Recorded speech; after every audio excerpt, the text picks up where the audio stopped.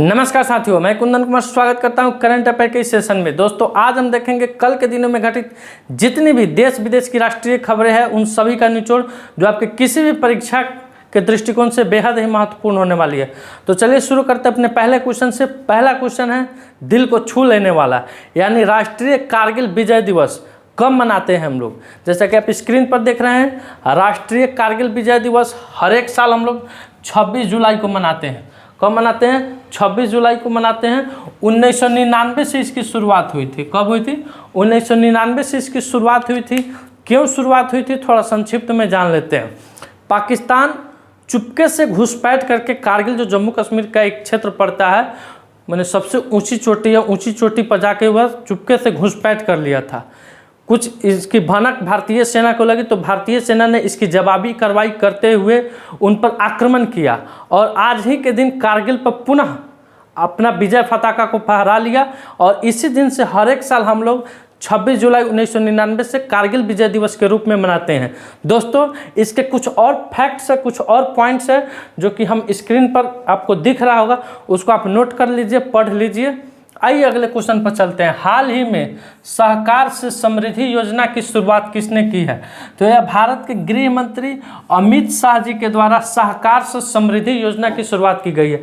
इस योजना में जितने भी सुदूर इलाके के बैंक है, ग्रामीण इलाके के बैंक है, जिसकी स्थिति दयनीय हो गई है, उन सभी का सुधार करना इसमें प्रमुख लक्ष्य रखा गया है।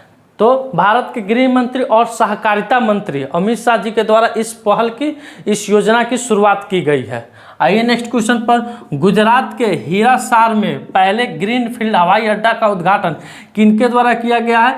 तो यह नरेंद्र मोदी के द्वारा किया गया है। किनके द्वारा? भारत के प्रधानमंत्री नरेंद्र मोदी के द्वारा किया गया है। इस हवाई अड्डा को बनाने में कुल कितनी लागत हुई थी? तो इस हवाई अड्डा को बनाने में कुल 1405 करोड़ रुपये की लागत हुई थी। और कितना एकड़ में फैला हुआ है? 1500 एकड़ में फैला हुआ है। अब इस हवाई अड्डा का नाम क्या हो जाएगा?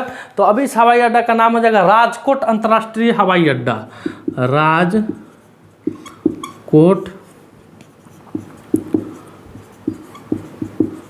अंतर्राष्ट्रीय हवाई अड्डा। इस हवाई अड्डा का नाम क्या हो जाएगा? राजकोट अंतर्राष्ट्रीय हवाई अड्डा। आइए दोस्तों, अब नेक्स्ट क्वेश्चन पर चलते हैं। राष्ट्रपति द्रौपदी मुर्मू ने राष्ट्रीय भूविज्ञान पुरस्कार 2022 कितने भूवैज्ञानिकों को सम्मानित किया है? तो यह 22 भूवैज्ञानिकों को सम्मानित किया गया है, जिसमें 2 महिलाएं भी हैं। 20 पुरुष के अलावा 2 महिलाएं हैं। और कल के दिन राष्ट्रपति द्रौपदी मुर्मू का, यानी 25 जुलाई को उनके कार्यकाल का 1 साल पूरा हो गया, जिसके उपलक्ष्य में राष्ट्रपति द्रौपदी मुर्मू के द्वारा बहुत सारी योजनाओं का शिलान्यास किया गया, बहुत सारी योजनाओं का उद्घाटन किया गया उनके वार्षिक सालगिरह पर। यानी 25 जुलाई 2022 को द्रौपदी मुर्मू ने राष्ट्रपति पद की शपथ ली थी और आज 25 जुलाई 2023 को साल लग गया। इस अवसर पर इस एक साल के कार्यकाल के उपरांत में उन्होंने बहुत सारी योजनाओं का शिलान्यास किया। आइए नेक्स्ट क्वेश्चन पर। WTO के 13वें मंत्री स्तरीय सम्मेलन के अध्यक्ष के रूप में किसे चुना गया है? तो डॉक्टर यानी जायोदी को चुना गया है, जो विदेश व्यापार मंत्री है। कहाँ के? UAE के। और यह इसका सम्मेलन, मंत्रियों स्तरीय सम्मेलन कहाँ होने वाला है? 2024 में। तो इसका मंत्रियों सम्मेलन 2024 में UAE में होने वाला है, जिसका अध्यक्ष डॉक्टर यानी जायोदी को बनाया गया है। WTO के बारे में कुछ और फैक्ट है, कुछ और जानकारियाँ है, जैसे कि WTO की स्थापना कब हुई थी? तो 1 जनवरी 1995 को हुई थी और भारत इसका संस्थापक सदस्य रहा। तो अगर आपसे क्वेश्चन में ये पूछ दिया जाए कि WTO का सदस्य भारत कब बना, तो इसका उत्तर आपका रहेगा 1 जनवरी 1995। इसमें कुल कितने देश है? जैसे मान लीजिए, तो उसमें कुल 164 देश है और 24 अन्य ऐसे पर्यवेक्षक देश हैं जो इसके सदस्य नहीं हैं लेकिन इसमें हिस्सा लेते हैं। अब आपसे पूछा कि इसका उद्देश्य क्या है, तो इसका उद्देश्य है कि आर्थिक उदारीकरण, इसका उद्देश्य है आर्थिक उदारीकरण, और सारे फैक्ट हैं जिसको आप नोट कर सकते हैं। आइए नेक्स्ट क्वेश्चन पर। कमलजीत ने पुरुषों की 50 मीटर पिस्टल स्पर्धा में कौन सा पदक जीता है, तो इन्होंने स्वर्ण पदक जीता है। इसका आयोजन कहाँ किया गया है दोस्तों, तो इसका आयोजन कोरिया में किया गया है। इसमें भारत ने कुल 6 स्वर्ण पदक जीते हैं, 6 रजत जीते हैं और 5 कांस्य पदक जीते हैं। दोस्तों आप इसका स्क्रीनशॉट ले सकते हैं। आइए दोस्तों नेक्स्ट क्वेश्चन से शुरू करते हैं। हाल ही में केंद्र सरकार ने आज़ादी के अमृत महोत्सव के समापन पर कौन सी अभियान शुरू की है, तो अभी केंद्र सरकार के द्वारा आज़ादी के अमृत महोत्सव अभियान के समापन पर यानी 15 अगस्त को इसका समापन होने जा रहा है, इस पर इन्होंने एक अभियान शुरू किया है। इस अभियान का नाम है मेरी माटी मेरा देश। इसमें क्या होगा दोस्तों, दिल्ली का कर्तव्य पथ जो पहले राजभवन पथ या सेंट्रल विस्टा पथ के नाम से भी जाना जाता था, उसका नाम बदलकर अब कर्तव्य पथ रख दिया गया। कर्तव्य पथ के बगल में ही एक गार्डन बनाया जाएगा जिसमें इंडिया के कोने कोने से हर एक पंचायत से मिट्टी को एकत्र करके उस गार्डन में रखा जाएगा और उसको बागीचा का रूप दिया जाएगा। तो इसके लिए इन्होंने मेरी माटी और मेरा देश अभियान शुरू किया है। यह 9 से 15 अगस्त के बीच में इस अभियान की शुरुआत की जाएगी। देश के कोने कोने के हर एक पंचायत से, कोने कोने से यानी देश के हर एक पंचायत से मिट्टी को लाया जाएगा और उस कर्तव्य पथ के बगल में रखा जाएगा और एक विशाल बगीचा को बनाया जाएगा। आइए नेक्स्ट क्वेश्चन पर। किस राज्य सरकार ने शराबबंदी कानून में बदलाव को मंजूरी दी है, तो यह बिहार राज्य सरकार ने शराबबंदी कानून में बदलाव को मंजूरी दी है। अब यह बदलाव क्या किया है, यानी बिहार सरकार ने शराबबंदी कानून में क्या बदलाव किया है, तो थोड़ा संक्षिप्त में जान लेते हैं।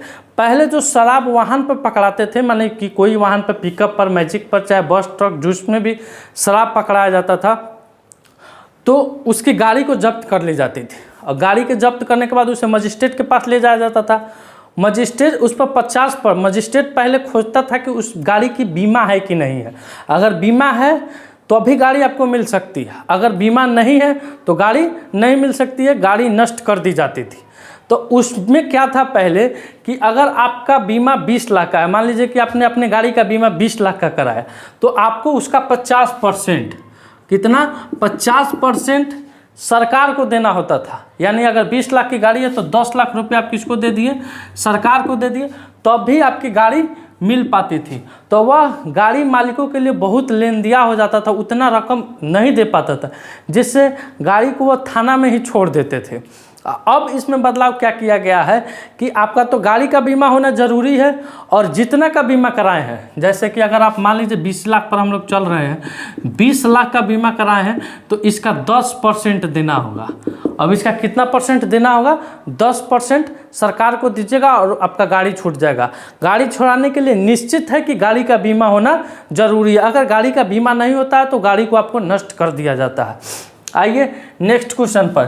बिहार राज्य अभिलेखागार कितने ऐतिहासिक दस्तावेजों को संरक्षित करेगा, तो यह 1 करोड़ से अधिक जितने भी ऐतिहासिक दस्तावेज है उसको संरक्षित करेगा, यानी डिजिटलाइजेशन का काम करेगा और कुछ दिन के बाद इसको नेट पर डाल दिया जाएगा। आप कहीं से इंडिया के किसी भी कोने से आप बिहार सरकार की जितनी पुरानी से पुरानी कागज़ है उसको आप प्राप्त कर सकते हैं। जैसे बिहार सरकार ने अपना नक्शा भी गूगल पर डाल दिया है, आप कहीं से भी उसको प्राप्त कर सकते हैं। तो इन सभी का काम होगा डिजिटलाइजेशन। इससे क्या होगा ना कि आप देखते हैं कि बिहार सरकार को बहुत रद्दी माने बहुत ज़्यादा मात्रा में कागजात रहते हैं, कभी उसमें आग लग जाती है, कभी चूहे काट देते हैं, तो उसका अस्तित्व ही खत्म हो जाता है उस कागज़ का। तो अब उससे बचने के लिए बिहार सरकार ने यह कदम उठाया है। 1 करोड़ से अधिक अभिलेखागारों को वह डिजिटलाइजेशन करेगा। आइए दोस्तों नेक्स्ट क्वेश्चन पर। दुनिया की सबसे बड़ी राष्ट्रीय पुरुष प्रतियोगिता की मेजबानी कौन सा राज्य कर रहा है, तो यह गोवा राज्य कर रहा है। कौन सा राज्य कर रहा है, इसमें पुरुष भाग लेंगे। वे पुरुष भाग लेंगे जो काफ़ी फिट हैं, यानी पूरा फिटनेस बना के रखे हैं, हेल्दी हैं, बोलने में फराटेदार हैं, स्मार्ट है। जिस तरह से मिस इंडिया का चुनाव होता है उसी तरह से मिस पुरुष का चुनाव होगा और यह पुरुषों के लिए गोल्डन चांस है। आप भी जाइए गोवा और अपना प्रदर्शन कीजिए, देखिए कि आप कितना स्मार्ट हैं। आइए नेक्स्ट क्वेश्चन पर। जम्मू कश्मीर के किश्तवाड़ जिले में मचैल माता यात्रा कब से शुरू हुई है? तो यह 25 जुलाई से शुरू हुई है और यह 5 सितंबर को समाप्त होगी। टोटल 43 दिन तक यह यात्रा चलेगी। आइए नेक्स्ट क्वेश्चन पर। हाल ही में टाटा मोटर्स ने किसे अपना अध्यक्ष और CDIO नियुक्त किया है? तो यह राजेश कन्नन को नियुक्त किए हैं। टाटा मोटर्स ने अपना अध्यक्ष और CDIO नियुक्त किसे किया है? तो राजेश कन्नन को नियुक्त किए हैं। दोस्तों आप इसका स्क्रीनशॉट ले सकते हैं। दोस्तों आज का सेशन मेरा यहीं समाप्त हुआ। दोस्तों आज जो आप वीडियो देख रहे हैं ये मेरा 50वां एपिसोड है। आप लोगों ने बहुत सारा प्यार दिया, बहुत सारा साहस बढ़ाया, इसके लिए हम और हमारी टीम आपका सदा ऋणी रहेंगे। तो दोस्तों वीडियो को आप लाइक कीजिए, वीडियो को शेयर कीजिए और इस वीडियो को जिस तरह से जितने भी पहले वीडियो डाला गया उसको प्यार दिए हैं उससे अधिक प्यार दीजिए। इसको जितना अधिक से अधिक हो शेयर कीजिए। मिलते हैं आपसे अगले वीडियो में। धन्यवाद। भारत माता की जय।